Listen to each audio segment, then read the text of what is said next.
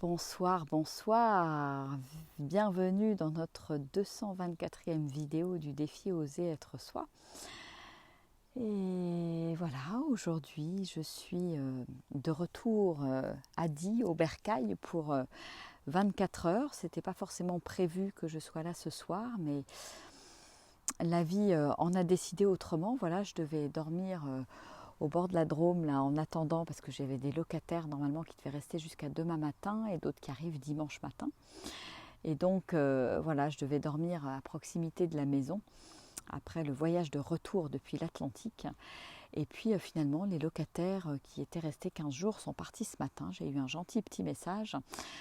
Voilà, ils m'ont dit qu'ils étaient partis, qu'ils avaient remis les clés à leur place. Et donc, ce qui me laissait la possibilité de venir dormir à la maison avec mes filles, puisque j'ai lâché mon fils qui est parti pour une semaine avec ses copains.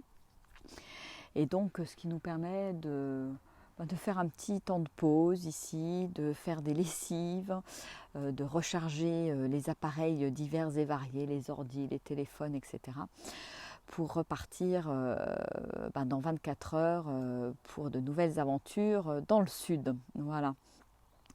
Et les péripéties sur l'île de Ré se sont bien terminées. On a eu un superbe dernier coucher de soleil là. Et voilà, j'ai pas pris le temps de faire une vidéo hier parce que je voulais profiter de toutes ces belles minutes et de toute cette belle énergie de l'océan. C'était vraiment très chouette. Et puis la dernière journée, on avait prévu de faire une virée en vélo.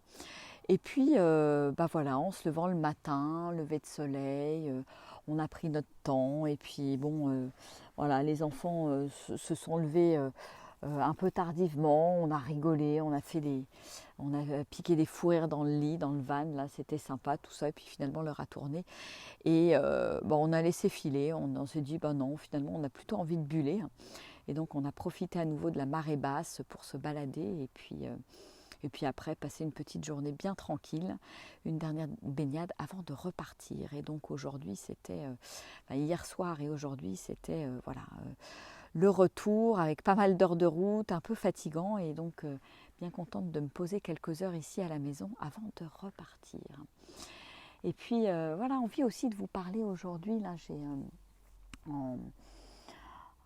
j'ai posé mon fils là, à la gare là, tout à l'heure. Et puis après, on est allé avec mes deux filles chez leur papa parce que ma plus jeune devait récupérer des affaires pour s'installer l'année prochaine à La Ciotat. Et donc je me suis retrouvée confrontée à une situation que j'aime, qui a été un peu pas facile pour moi, et j'avais envie de la partager là. Donc on est arrivé devant la maison. Donc c'est une maison de rue avec une cour intérieure, et donc il y a simplement un grand portail qui donne sur la rue. Donc mes filles ont sonné, c'est leur belle-mère qui a répondu. Moi j'étais dehors, j'avais garé le van, j'étais sortie du van et je les attendais pour qu'elles aillent chercher leurs petites affaires. Et en fait je me suis retrouvée pendant 20-25 minutes dehors sur le trottoir. La porte s'étant refermée, les filles sont rentrées, on dit bonjour avec la porte ouverte, et je me suis dit tiens, peut-être que Caroline, leur belle-mère, va sortir peut-être pour me dire bonjour, et ça n'a pas été le cas. La porte s'est refermée, je me suis retrouvée, on va dire, toute seule, un peu comme une conne sur le trottoir, et waouh, ça m'a fait tout bizarre. Parce que je crois que peut-être que je m'attendais à ce qu'elle sorte pour dire bonjour, et simplement pour dire bonjour, hein, pas forcément pour me laisser rentrer, mais je me suis dit waouh, ça fait 8 ans quand même qu'elle est avec mon ex-mari, hein, et je vois comme l'échange, la conversation et les partages sont difficiles, voire impossibles. Et il y a quelque chose qui est triste à l'intérieur de moi, parce que j'imaginais autre chose, j'ai envie d'autre chose et ça m'attriste quelque part de voir que on n'est même pas capable je dirais, de se dire bonjour simplement et voilà, sans forcément être les meilleures copines du monde, mais voilà, moi c'est un petit peu ce dont j'ai toujours rêvé. Alors à un moment donné, j'ai complètement lâché prise par rapport à ça parce que j'ai bien vu que fallait avoir envie des deux côtés, hein, que ce soit du côté de mon ex-mari ou de sa nouvelle compagne, et du mien bien entendu. Et c'est vrai que ça ne fait pas vraiment partie de mon spectre, je dirais, de croyances et de manière de vivre. Je dirais que voilà, moi ce que je souhaite c'est vivre le plus en harmonie possible et puis voilà, ce qui s'est passé s'est passé et moi voilà, j'en veux à personne et bien au contraire, ce que je souhaiterais c'est pouvoir avoir des belles relations, pouvoir avoir des relations même amicales. Et je vois comme c'est pas facile en fait, et c'est pas facile. Euh, je pense qu'il y a une sorte de barrière, je ne sais pas quelle est laquelle. Alors ça m'a interpellée, je me suis dit, tiens, Virginie, à quel endroit est-ce que toi aussi tu fermes des portes et, euh, et de fil en aiguille, je me suis dit que j'allais, dans les jours qui viennent, hein, d'ici début septembre, prendre mon téléphone, appeler mon ex-mari et lui proposer de l'inviter au restaurant pour avoir un vrai échange, je dirais, entre parents, entre amis. Ça sera ma manière, quelque part, à moi, d'ouvrir la porte. Après, ça sera pris ou ça ne sera pas pris, bien entendu, et je ne vais pas m'attacher au résultat. Ça, je pense que ça, c'est le plus important. Et voilà, envie de partager un moment avec lui, de discuter des enfants, l'avenir des enfants, de voir avec lui s'il y a possibilité d'organiser un anniversaire, les 20 ans de Roxane, tous ensemble. Moi, c'est quelque chose dont je rêve. Et j'ai envie d'ouvrir la porte, en fait. Cette situation d'aujourd'hui m'a montré que c'était peut-être aussi à moi de faire le premier pas, d'aller vers. Et après, voilà, Inch'Allah, de voir comment est-ce que ça va se passer, comment ça va être pris. Mais au moins de le proposer, de le suggérer. Et parce que je sais que voilà, c'est quelque chose qui ferait un immense plaisir à Roxane. Et de nous voir tous ensemble autour de la table, avoir un repas ensemble, fêter son anniversaire ensemble.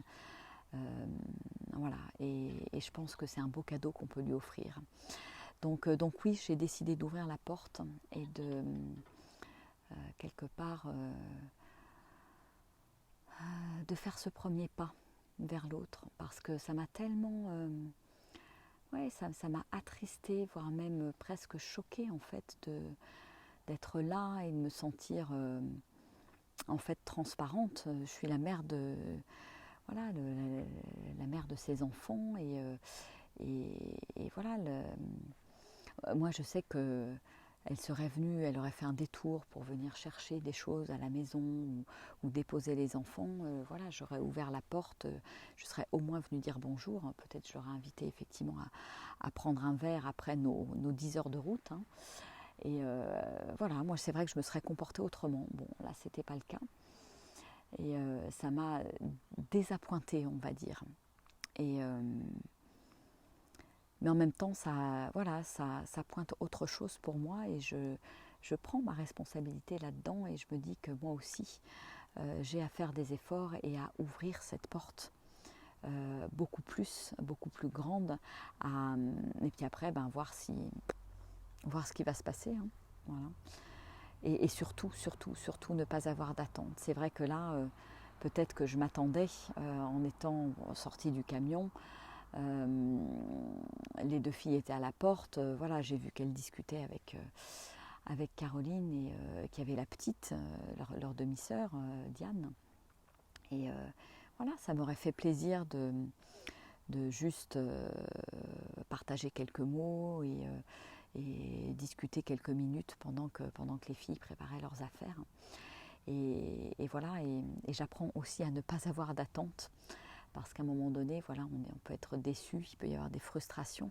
Alors voilà, ça m'a plombé un petit moment là dans la voiture. Je suis restée un moment muette, et puis à un moment donné, voilà, je me suis dit, tiens, en quoi ça vient me parler de moi, et qu'est-ce que j'ai besoin de comprendre de tout ça finalement.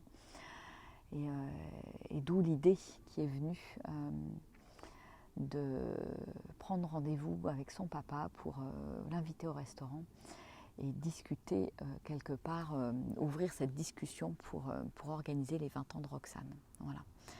Et moi, ça me ferait hyper plaisir, et je sais que voilà, je sais que Roxane serait très très émue quelque part qu'on soit capable de passer au-delà de tout ça pour se réunir autour d'elle, autour d'un anniversaire. Et ça, c'est quelque chose dont je rêve depuis, je dirais pas 8 ans, parce qu'il y a 8 ans, c'était encore un peu à vif pour moi, cette séparation.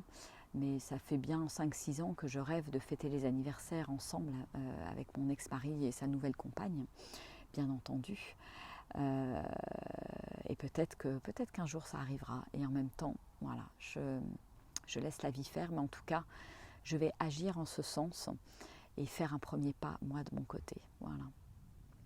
Voilà, j'avais envie de vous en parler parce que c'était assez... pour moi, c'était un moment pas très cool cet après-midi, après tous ces merveilleux moments passés ensemble avec mes enfants. Et je remercie vraiment la vie pour ces 3 semaines de vacances avec eux, ces partages, ces rires. Il n'y a pas eu trop de prise de bec en plus. Voilà, quelques amis croches, mais c'est quand même tout à fait normal quand on est 24 heures sur 24 ensemble dans un petit espace en plus. Mais je crois que la vie au grand air, les pieds dans la terre, la simplicité, enfin voilà, chacun a trouvé sa place. Et je trouve qu'on a vraiment passé des moments merveilleux en toute simplicité. Voilà. Et je tenais à le souligner et à remercier pour ces merveilleux moments passés en France, passés voilà, en bord de mer tranquillement, et qui m'ont permis de goûter à de merveilleux moments avec toute cette petite famille. Et je suis voilà, heureuse de les avoir autour de moi. Et ça me remplit, ça me réjouit profondément. Ouais, et je savoure, et j'ai savouré, parce que voilà, les enfants grandissant, c'est des moments qui vont devenir de plus en plus rares, je pense. Et je crois qu'il y a eu une belle alchimie. Et pour preuve, la photo qui a été prise, là, que j'ai postée l'autre jour par la photographe, la Petra, voilà, qui nous a prise en photo dans le van en train de rigoler dans une joie simple, en fait. Une joie simple, authentique, et sans, je dirais, sans chichi, parce que c'est vraiment... voilà, on vit simplement en van, en connexion avec la nature, et je crois que c'est ça le plus important, en fait, pour moi. Voilà. Voilà, alors je ne sais pas si ça fera écho pour vous, si c'est des choses, je vois que Poupoupilou, je ne sais pas quel est ton prénom, mais tu vis la même chose, effectivement.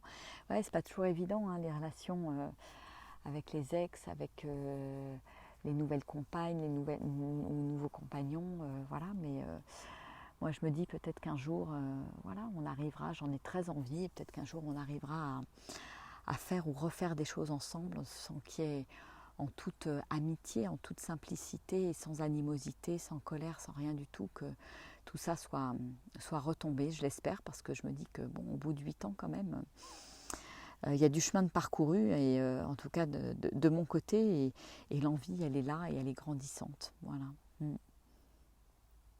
Merci Françoise. Ouais, c'était émouvant pour moi. Émouvant. Ouais. Et puis après, je l'ai partagé avec mes filles. Voilà, je leur ai dit pourquoi je me sentais un petit peu plombée là, après 10-15 minutes de silence dans la voiture. Je pense que ça a un petit peu changé d'ambiance, parce que juste avant d'arriver, on chantait des négros spirituels dans la voiture, donc c'était plutôt joyeux, on va dire. Et tout d'un coup, poum, l'ambiance a été plombée. Donc j'en ai parlé aux filles en leur disant voilà, que c'était dur pour moi, c'était pas ça dont je rêvais comme type de relation. Et en même temps, bon, voilà, je je ne peux pas pousser les gens, obliger les gens et me mettre à leur place et les obliger à changer. Donc je vais changer, je vais faire des premiers pas et voir un petit peu où tout ça nous mène. Voilà. Et je pense que c'est ça le plus important à retenir, c'est que voilà, je ne suis pas là pour changer l'autre, mais si je veux que la situation change, qu'est-ce que moi je peux changer dans tout ça? Voilà, et là je vous parle de cet exemple en particulier qui m'est arrivé aujourd'hui, mais c'est valable pour plein de choses dans la vie. Voilà. Bon, et bien moi je vais profiter de cette petite soirée torride et chaude parce que oulala, on est revenu dans la vallée du Rhône là et il fait bien chaud, c'est bien la canicule et on était au frais sur l'Atlantique et puis voilà, oh, je vois un beau croissant de lune là juste en face de moi, c'est juste magique. Merci pour ça. Voilà. Ça te parle Stéphanie aussi. Ouais, qu'est-ce que moi je peux changer dans tout ça? Comment je peux changer mon comportement en essayant de ne pas changer l'autre? Voilà. Et en pardonnant quelque part, en passant aussi au-dessus, parce que c'est ok, quoi. Voilà, on n'est peut-être pas tous sur la même longueur d'onde non plus. On n'a pas tous les mêmes préoccupations, et donc c'est ok aussi, quoi. Bon, écoutez, je vais vous faire des gros bisous. Je vous souhaite une merveilleuse et douce soirée estivale. Profitez bien, et puis je vous dis donc à demain. Allez, gros bisous, ciao.